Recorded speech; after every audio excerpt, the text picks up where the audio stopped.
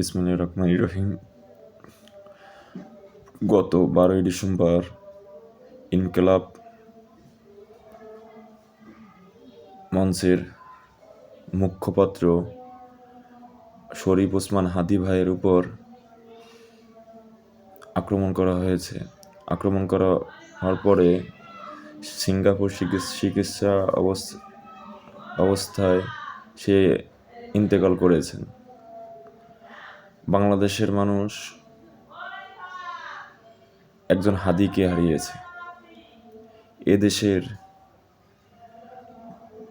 রক্ষা করতে হাদীর মতো মানুষ আমাদের প্রয়োজন ছিল। দল মুখ্য বিষয় না। আমি বিএনপি করি, সে ইনকিলাব মঞ্চ করে। কিন্তু জুলাই গণ অভ্যুত্থানে যারা অগ্রণী ভূমিকা পালন করে এদেশ থেকে পতিত স্বৈরাচারকে বিতাড়িত করেছে, তারা আমার ভাই।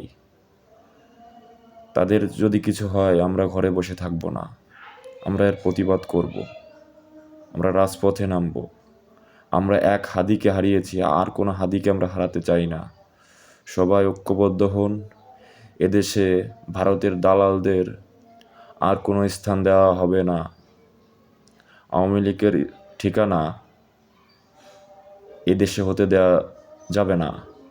সবার একটা জিনিস মাথায় রাখতে হবে, ব্যক্তির চেয়ে দল বড়, দলের চেয়ে দেশ বড়। সবার আগে বাংলাদেশ।